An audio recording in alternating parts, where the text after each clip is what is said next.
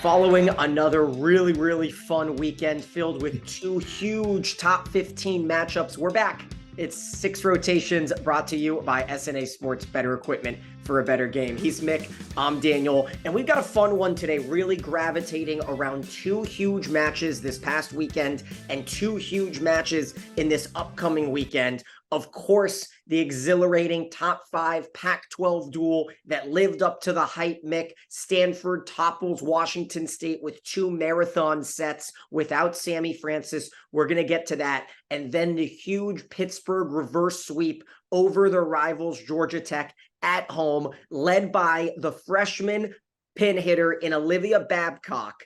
And this is a fun one, because the freshman Babcock has been one of the more underrated players around the country. Pitt has not been talked about much by us or by anyone. She goes for 19 kills, Wincolo with 10 kills. And at the end of the show, Mick, I'm going to sit down with Olivia Babcock, hear about Pittsburgh's vibe this season, so much turnover. And of course, Mick, leading up into this weekend's matchup with Louisville in Louisville on Friday, we've been waiting for the ACC to really get ramped up.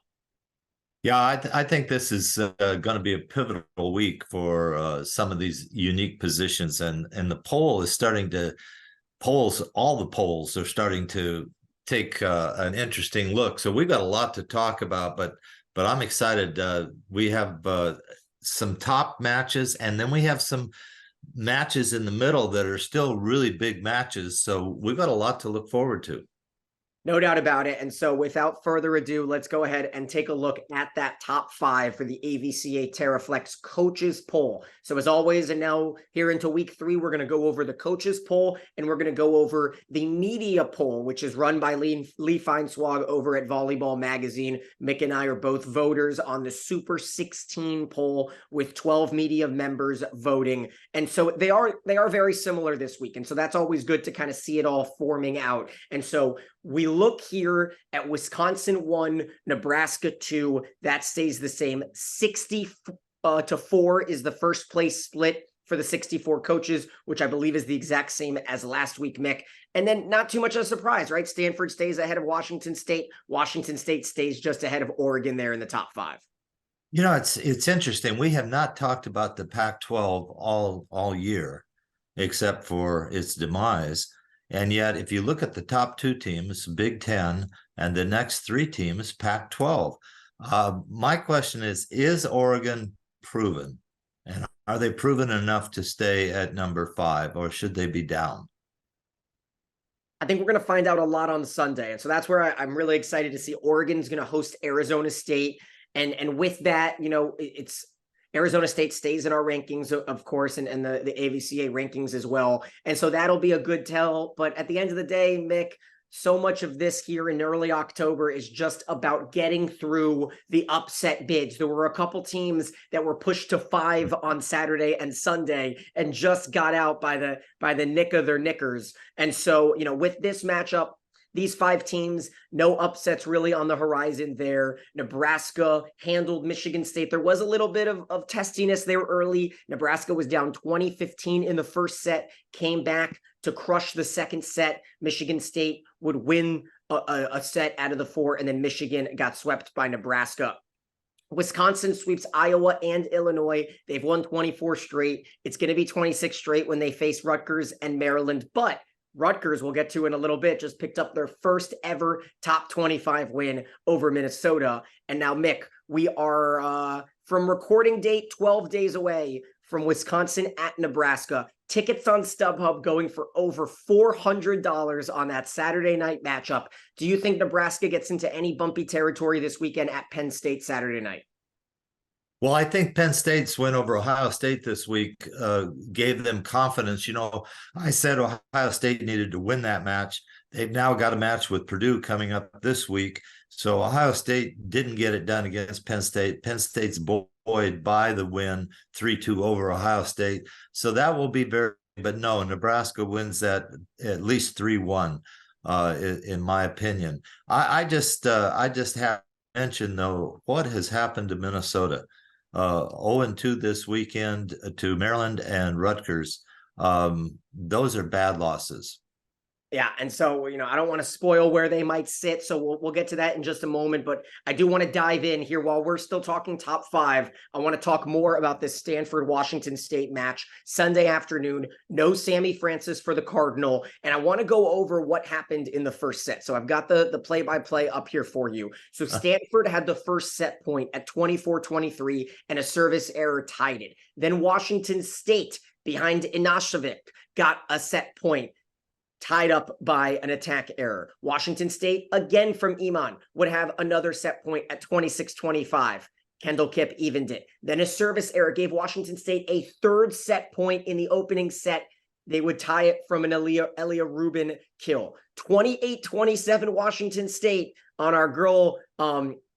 Oh no, Mick, how are we gonna agree on this? I've watched some of the broadcasts. I'm gonna stick with what we learned from Magda, right? Yelasheva, right? Yelasheva. Yeah, that's what we're gonna do. So Yelasheva picks up a kill from to make a fourth Washington State set point at 28-27. Then an ace from Kipp after Rubin's kill gave Stanford their second set point at 29-28. Kendall Kipp's I think it was the third Stanford service error, all after it was 24-23, even did it 29 all, and then Vicini makes it 30-29, and then Katie Baird finishes that epic first set at 31-29.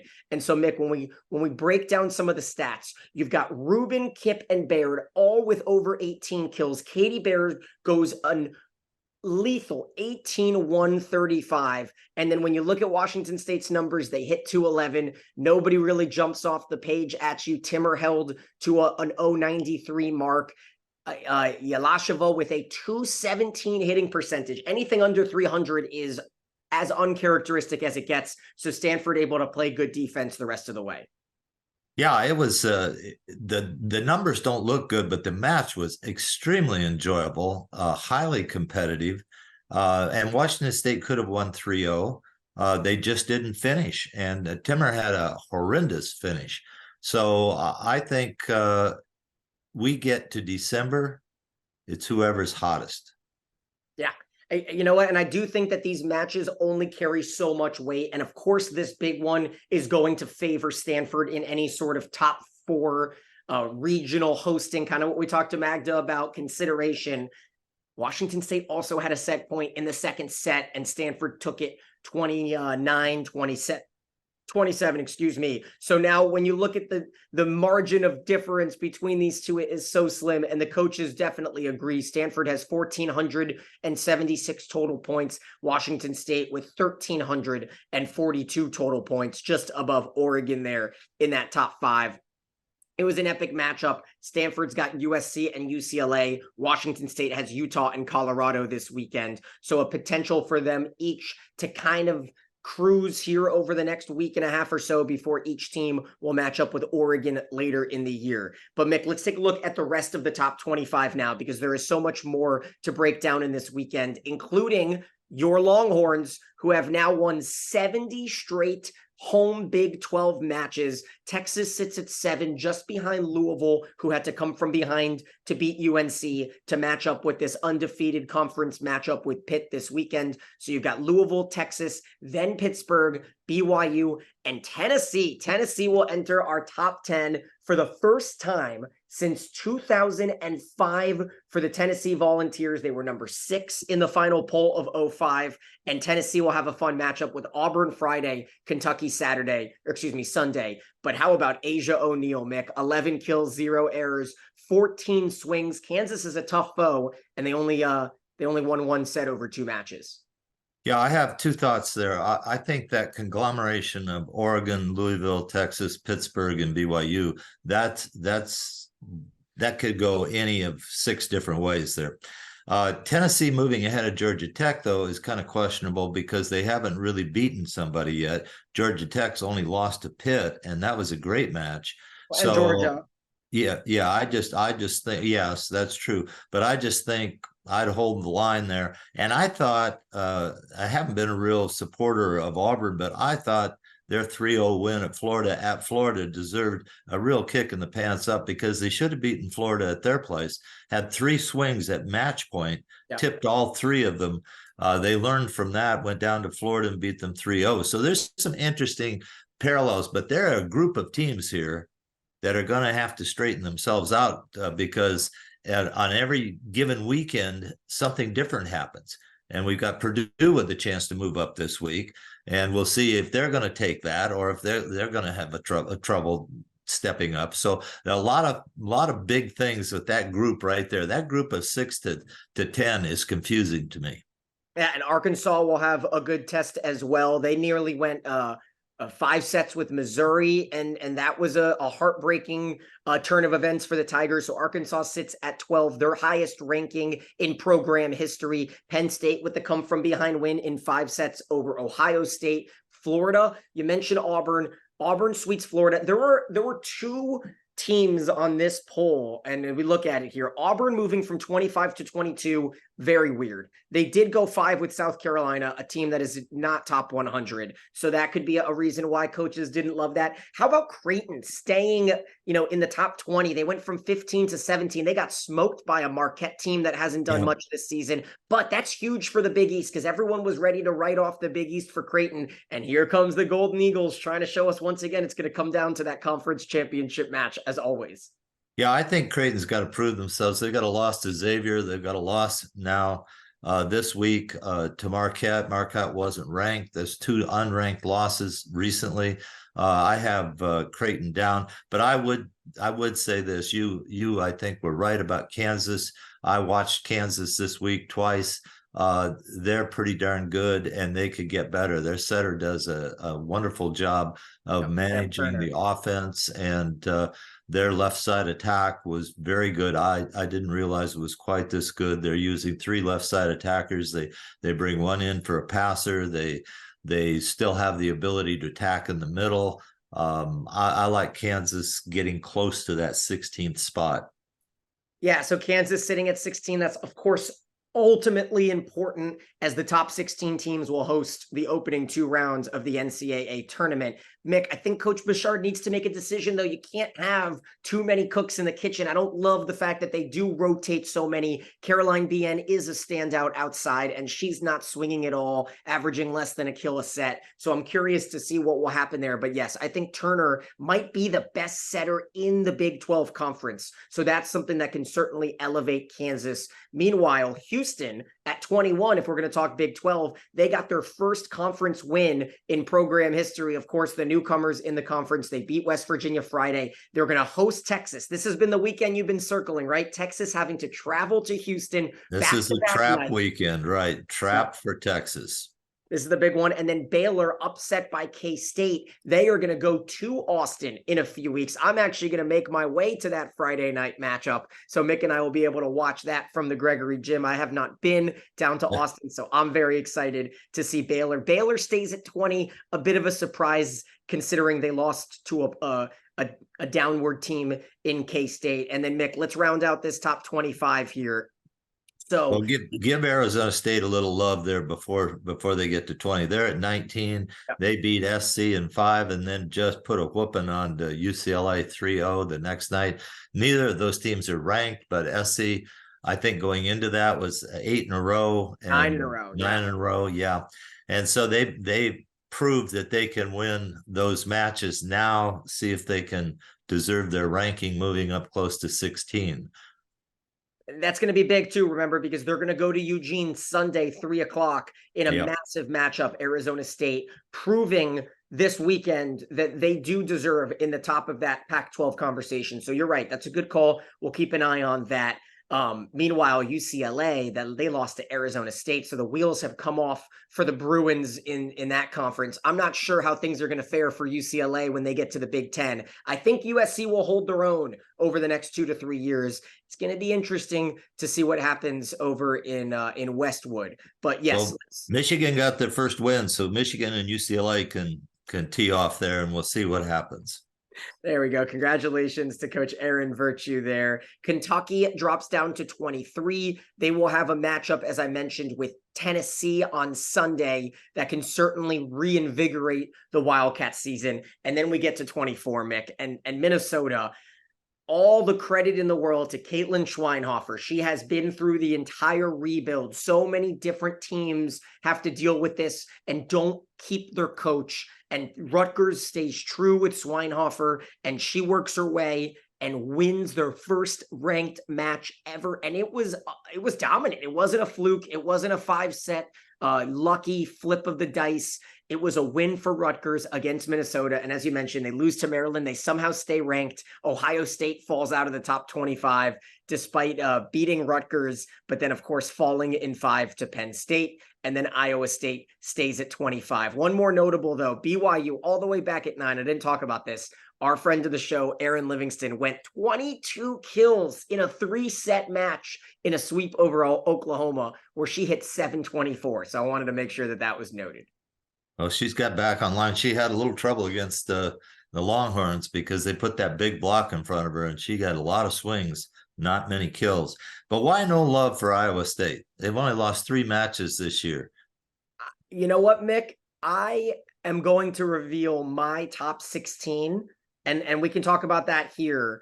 The top 16 is the super poll, or whatever we want to call it. It's basically just the media poll. And so it's Volleyball Magazine's Super 16 media poll, where 12 different committee members, including Emily Eamon, Michaela Chester, Lincoln Arneal, Sam Gore, you and I, Anne-Marie Anderson, Shelby Coppage, Lee Feinswag, and a few others vote. And so this week, I finally gave in and switched Wisconsin back to my number 1 spot. Nebraska going 4 with Michigan State, and Wisconsin just continuing to steamroll everybody had me back putting Wisconsin 1. I've got Stanford 3, Washington State 4, very similar to what everyone's got here. Oregon is 5. I had Texas at 5 and Pittsburgh at 6, putting Oregon down to 7. But Mick, I've got Iowa State as my 16. I think they deserve to be in the top 16 with Kansas, with Georgia Tech. I didn't quite give the love to Arizona State that many others did.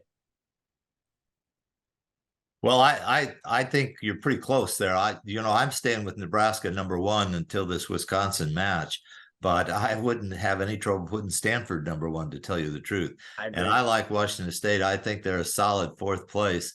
I actually moved Texas up to 5th just simply because I think the setter is starting to get the connection with O'Neal on the back sets. So the 1-foots are where O'Neal really scores, and they've been working on that. It's obvious. Louisville is one that I think could be 5, but they look tired. So I want to see them this weekend with Pitt. Now that'll be huge in my book. I had Oregon 8th. You had them 7th. Interesting. I have Georgia Tech at 10.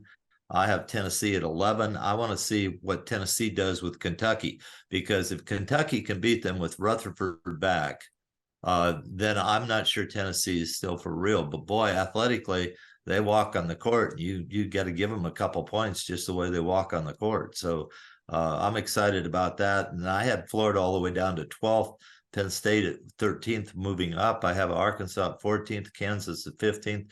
Now I moved Auburn up to 16th. The coaches don't agree with me, and I haven't been a fan at all, but I just watch their continuing competitiveness in each match, and I think they're an up-and-coming team.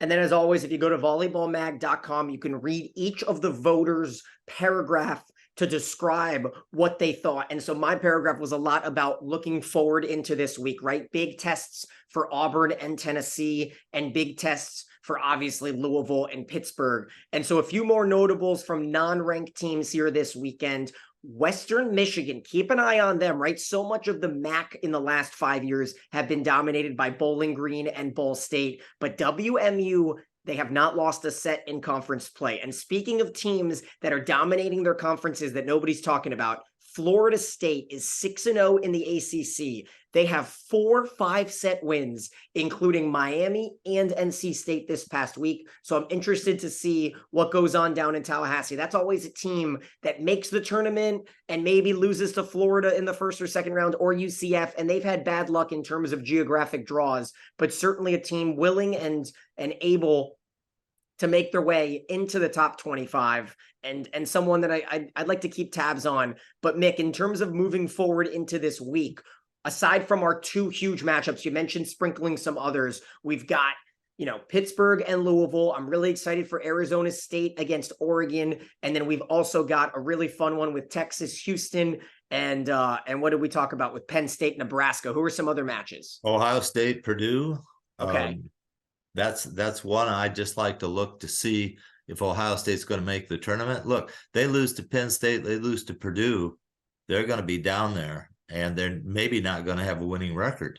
So it's going to be interesting to see that. And I am excited to see Oregon, and I want to see if Arizona State's for real.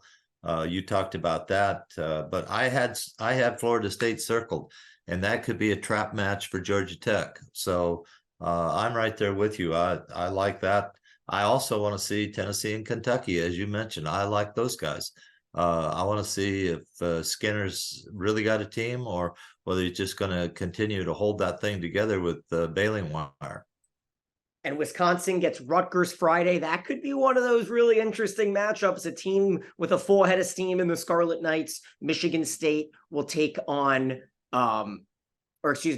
Nebraska will have a good one on Friday and Saturday as well. So I'm curious to kind of see how the top two go. A strange week where we won't quite have huge midweek matchups this upcoming week, Mick. I'm so used to getting the Tuesday or the Wednesday thrillers, but in this upcoming week, our Wednesday is sitting Minnesota versus Michigan. And how about the battle for the Monon Spike? Purdue at Indiana will be a good one on Wednesday. Not much Tuesday or Thursday. And then that will be a good one, because Indiana's hot. And I didn't mention this with Purdue, but Indiana is hot. They're playing really well right now. They're blocking extremely well. If they're going to break out, they need to beat Purdue, and that's quite a state rivalry. That they've made that a big deal every year. And Purdue usually is that at Purdue? I believe it's at Indiana. Yeah.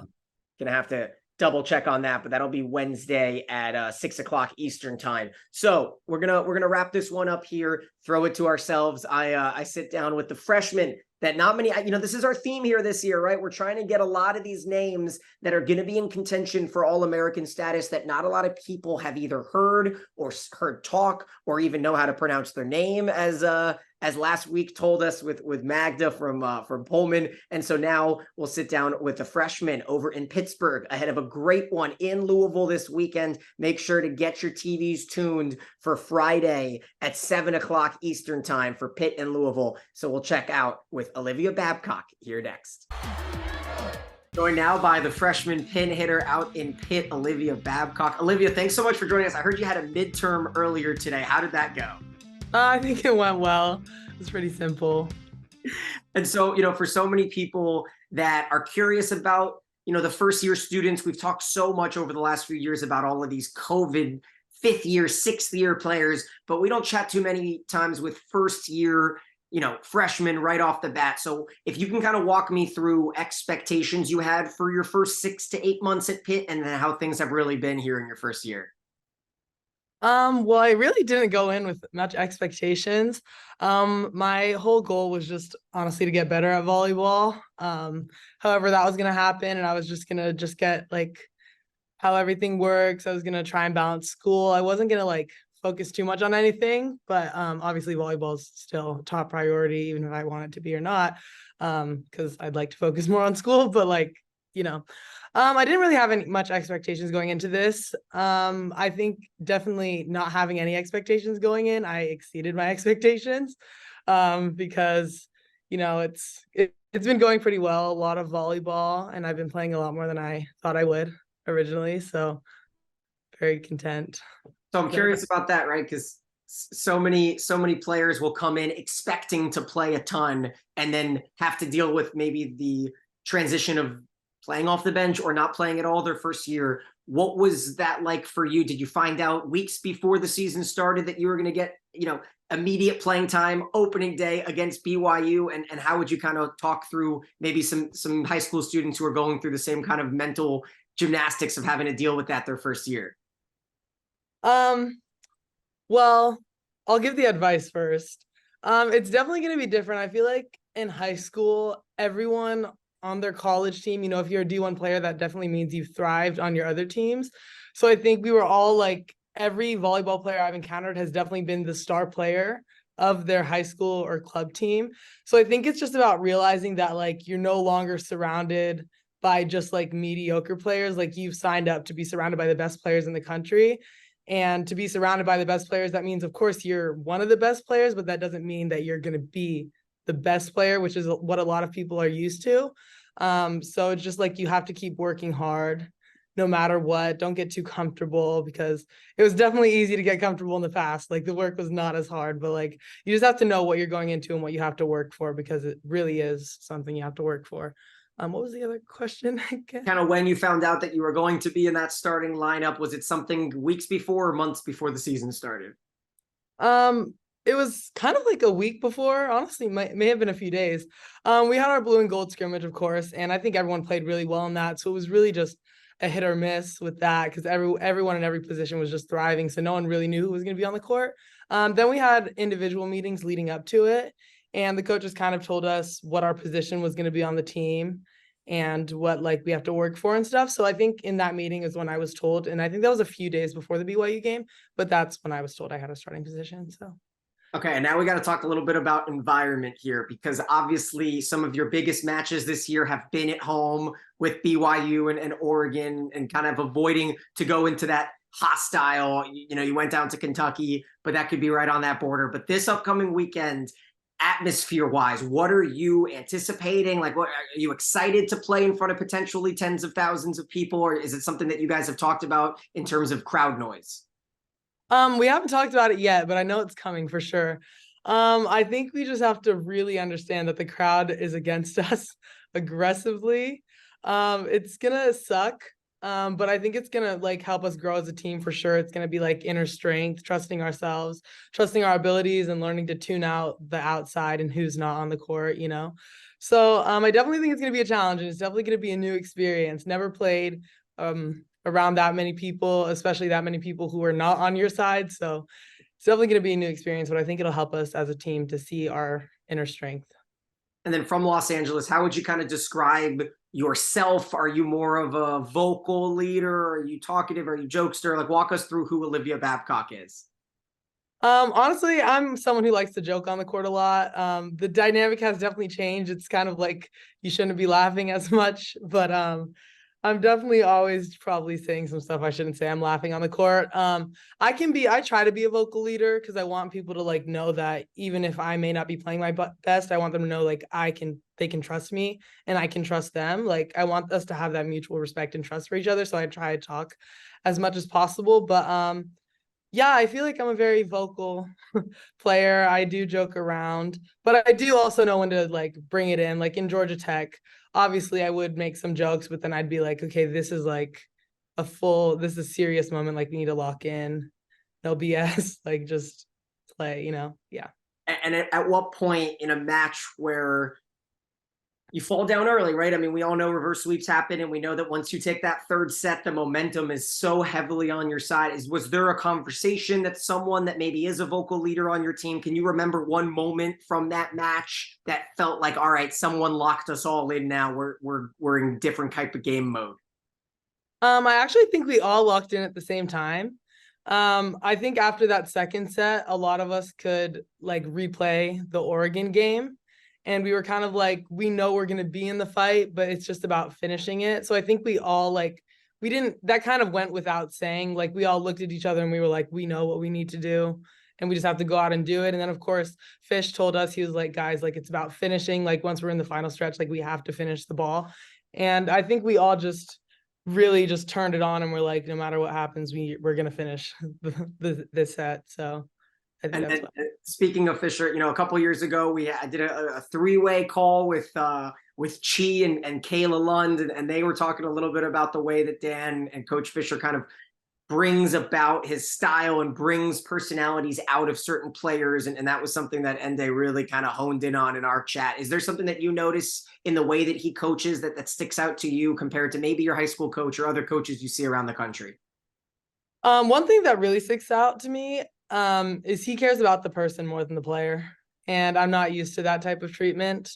A lot of times it's just been about like how my coach wouldn't treat me good until I got good at volleyball. And then she like all of a sudden loved me. And I feel like Fish has made it clear that he wants to have a personal relationship that doesn't involve volleyball. Like I went to lunch with him and he was like, we're not talking about volleyball. Like no volleyball is allowed. So I really like that because we definitely have like more of a trust with him, and I'd feel more comfortable approaching him than I would any of the other coaches I've had in the past. And I really like that. And he's also just a really funny guy. Like tries to keep up with the modern trends and stuff. So it's also really easy to like connect with him because even though he maybe approaches it in a strange way, he's definitely up to the scene, very modern. So Are we talking like lingo or like dance moves or a little bit of both? Walk us through.